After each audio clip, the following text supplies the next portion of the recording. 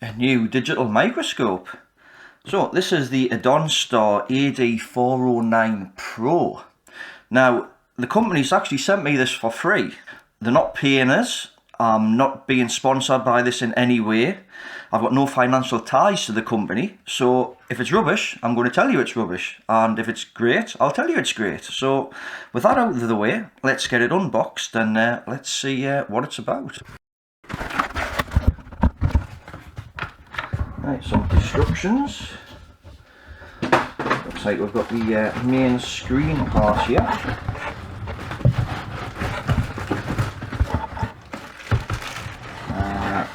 Some remote control, power adapter, some leads,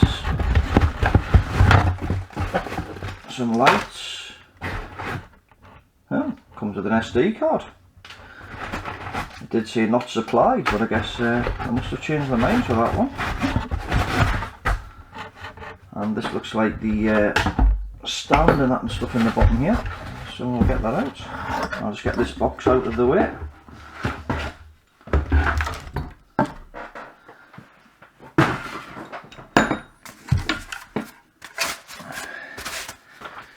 Right, so in these instructions, let's just see if we can figure out how it goes together. I guess that goes into there. Now does that go that way or that way? Let's just try this way.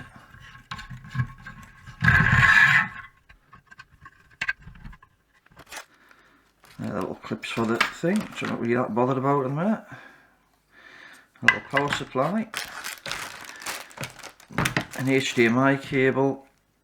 Remote control, I guess that's for the lights. A little right angled micro USB adapter. A couple of little bits there, I'm not sure what they're for.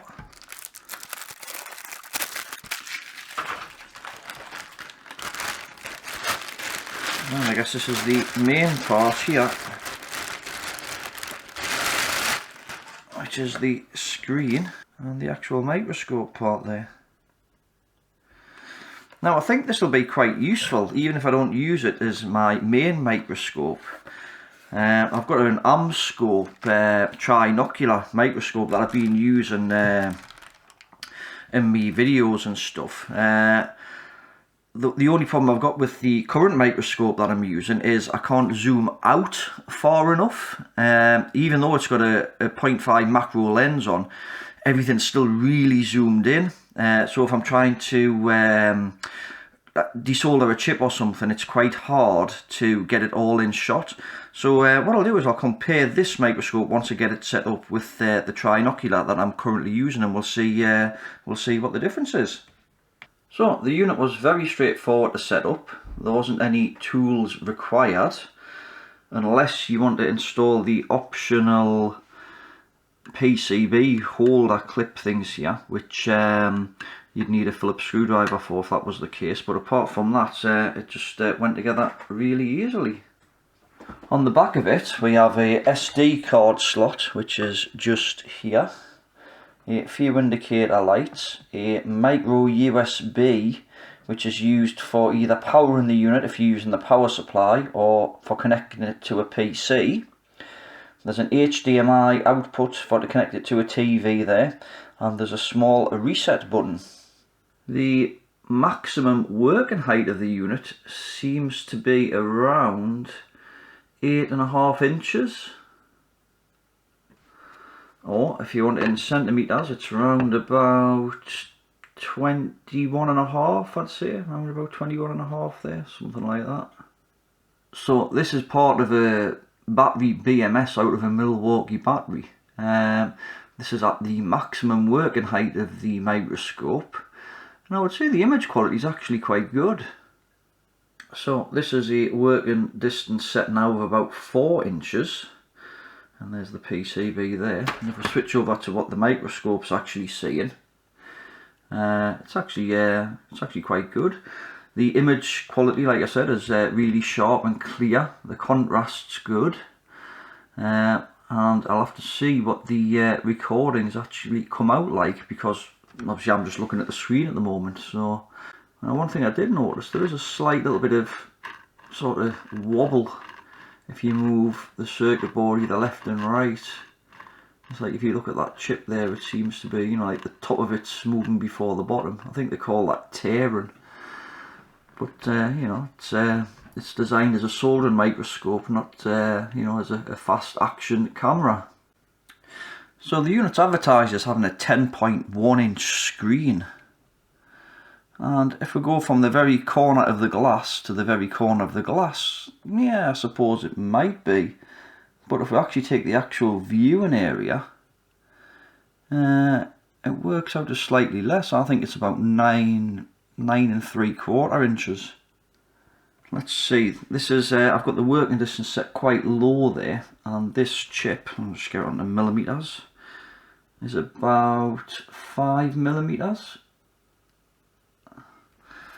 Let's see what it is on the actual screen here. It's about 10, so that's probably about a 20 times zoom, I would say. Now it does have a digital zoom as well on the remote control here. I'll just get that in shot there. If I press this, and you can actually zoom in, and it has got a 3 times digital zoom on top of that. And it does say in the manual up to 300 times, but that's being viewed on a 27-inch monitor, so I think that's cheating slightly, but you know, I think for general soldering work you're not really going to need a 300 times magnification in any way, to be quite honest with you. The remote control, some features are easy to use but some aren't, and some of them are just a little bit bizarre, I thought. This button here is self-explanatory, that takes a photo. The OK button is used for the recording video or not. Freeze frame, that's self-explanatory. That's digital zoom and a brightness control. Then it starts getting a little bit bizarre after that. I mean, plus that's for generating cross lines, so you can have sort of lines on the display, like guidelines. The 50 or 60 hertz button actually turns the Wi-Fi on and off. Now, perhaps they've just used the remote control off one of the previous models, because the Wi-Fi option is a fairly relatively new feature from what I understand on this particular model, as along with the HDMI output. So the mode button sets it between camera, video and playback, so you can actually play back the images that you've recorded on the SD card. There's an NTL PAL button there. I'm not sure what that does. It does just say switch lens image in the manual, but apart from that it doesn't really give any explanation that I could see. The bottom button is for image rotate, which will flip the image 180 degrees. Now, I'm not sure why you would want to do that, but apparently they deemed it was a necessary feature. And the same with this button, which will turn the image black and white, and I'm not sure why you would want to do that either. There's another button here which makes the image inverted, which again, I'm not sure why you would want to do that. So I think there's about 3 features there which I would never ever use, because I can't really see a use for them. These 2 buttons are for adjusting the contrast, and these ones are for the sharpness. So that's pretty much it on the remote control side of things. So let's quickly run through the menu on this. We've got a resolution that we can set the different resolutions of the TV output. I'm not sure whether this affects the screen here, but we'll try it. I also think this sets the recording resolution as well, because I've noticed the number at the top there, which I think is the time remaining, changes as well. I've got an exposure setting, so you can adjust the exposure of the camera. I've got a date stamp, so you can set a date on the images. Sharpness, which we've got 3 options there. freeze, which allows you to freeze the image, contrast, low, medium and high, colour, which we've got normal, again black and white, sepia and negative, which I've got no idea why you would want to use those. It's just, you know, just doesn't really make any sense to me, that. Then we've got the other menu, which we've got the Wi-Fi, which you can turn on and off. We've got grid line settings, which allows you to set either horizontal or vertical grid lines at different locations and set different colours, just like that. Date and time, which allows you to set the date and time. Language, which allows you to set the language. Frequency, so we've got 50 or 60 Hertz. We can format the SD card, and we've got a default setting. And then we've also got a version, which gives us the version of the firmware. So I guess there may be possibly firmware updates that you can apply to this at some time in the future. And I think that's about it. So to adjust the focus, you just turn this column here, and that lets you adjust the focus. If you want to move the microscope up and down, you can turn this knob here, just at the back, and that'll raise and lower the microscope either closer to the workpiece or further away from the workpiece. So the Wi-Fi feature lets you connect it to your phone, and you can record the images and whatever, or watch a live video on your phone with it. I'll just move the chip around here. You can see the image updating on my phone as well as on the 10-inch screen. Now I've unplugged the HDMI lead from my normal microscope, and I was going to plug it into here. However, it's a smaller HDMI, so it doesn't fit. Now there is a lead supply with the camera, which is this small HDMI to a bigger one. So I don't know whether this is a standard like micro or mini HDMI lead, but I'll connect that up and then we'll try it on the TV. So this is connected to the TV. This is an LG 42-inch, and the picture, I mean, it's okay, but I don't know, it just looks a bit grainy perhaps, I'm not sure. I know there was some different settings in the menu. I'll just pull the menu up. And one of the things that I've noticed, which I don't quite like, is the screen on the built-in screen doesn't work at the same time as the TV screen. The inbuilt screen turns off, which I would have thought you'd be to use both screens, because that means you've got to look at the TV instead of looking at the actual screen where you're working. There's a thing here for the resolution, which is on FHD P60 at the moment. So it looks like the highest is UHD P24, so we'll see what that looks like. Yeah, and that looks terrible. We seem to have a lot of speckles or things dotting around on this screen. Now that could well be some incompatibility between the unit and my TV, I don't know, but sort of, yeah, that doesn't look great at all. So I thought I'd try the image on a 24-inch Dell monitor just to see what the difference was on that, to see if it was any better on the TV output. And it actually doesn't look too bad on the 24-inch monitor. I'll just go to the other resolution, which the one that looked rather speckly, and we'll see what that looks like. And yeah, there is still a little bit of a shimmer on there, but it's definitely better than it was on my 42-inch LG. Yeah, and I would say the inbuilt screen's a whole lot better than the image on the TV, so there definitely seems to be some kind of upscaling or some kind of compatibility issue there. But yeah, sort of like, I'd definitely say 100% the inbuilt screen's a lot better.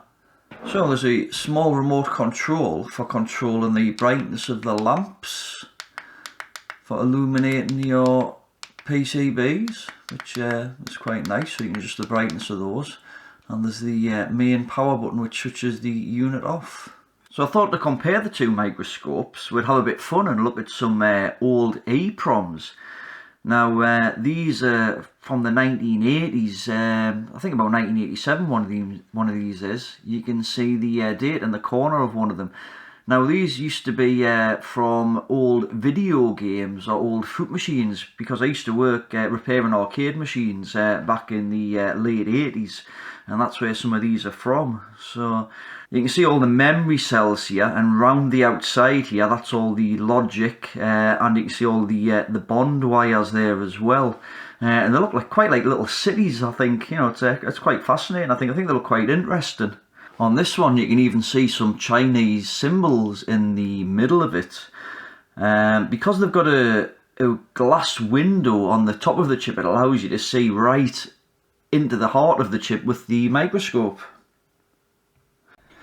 Alright, so we've got it on the blue mat. Let's get into it and have a look. So it looks like there's 4 screws on the back.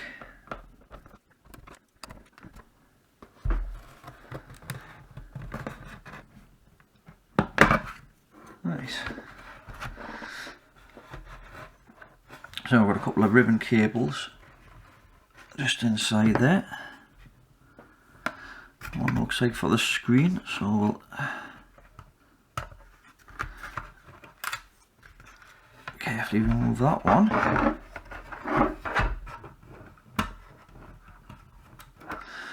Right, so that's the screen there, and the front panel. So not a lot in there. So I guess all the main part is going to be here. So this is the camera module. This looks like it's got a ribbon cable coming up there. There's a little Wi-Fi antenna. I think I'll zoom in a bit.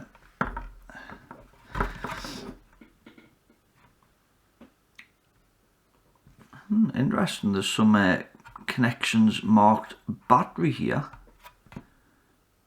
So perhaps they're thinking of having a portable one that runs on an internal battery, perhaps. Right, let's see if we can get this board out.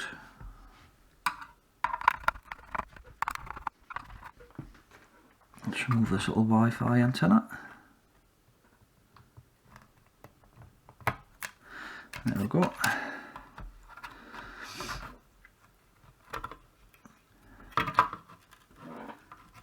Right, so the camera board's connected underneath here with another little connector. So that's the ribbon cable going down to the actual microscope part there. And this is the main board. So it looks like we've got a little backup battery there. That's probably for the internal clock, because I noticed it had the date and time set, and I didn't set it. So I don't know how easy it is to remove this shielding, because everything looks to be under there. Right, looks like it's just clipped.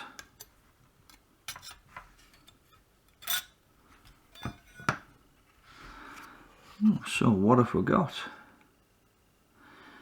An is that Novatech? Yeah, I think we'll have to have a look at the numbers on some of these chips. I'll zoom down a little bit more there. Looks like we've got some kind of RAM chip here, I think. Could be flash. A bit of a power supply round here. And round about here. Looks like Tech Point or something, that. I don't know what the, let's see if we can, if I can see what that number is. It's a Tech Point TP9950. It looks like some kind of audio IC from the look of it. I'll see if I can find a data sheet for that maybe.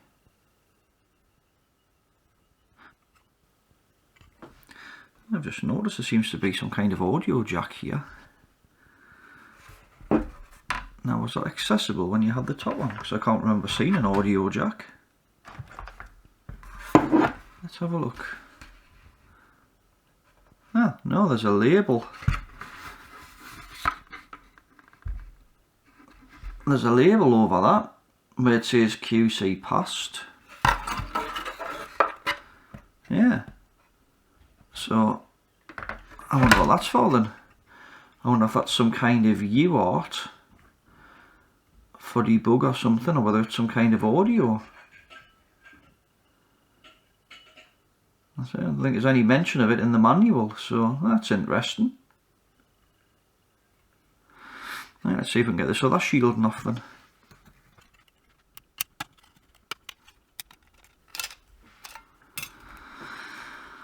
And what have we got here? Looks like some kind of Wi-Fi chip here. I'm not sure what that is. It could be power supply, or it could be an SPI flash possibly, I don't know. And just looks like a load of discrete components. It doesn't look like there's really much on this side of the board at all. Let's see if we can see anything on this Wi-Fi chip.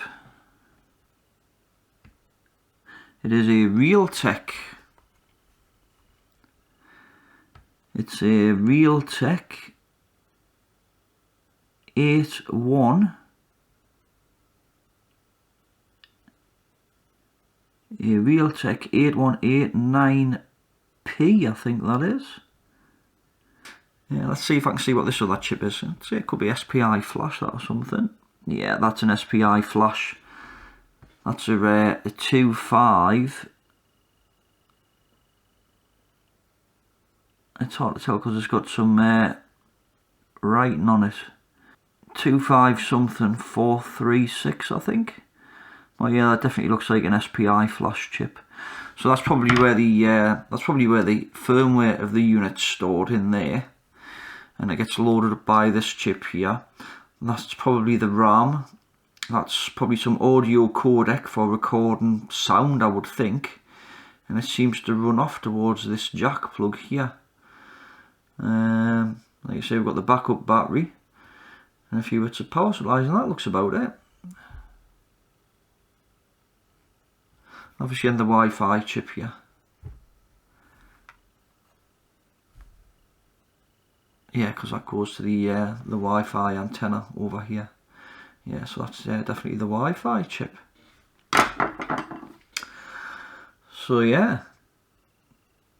So overall, I don't think it's as good as the microscope that I'm currently using.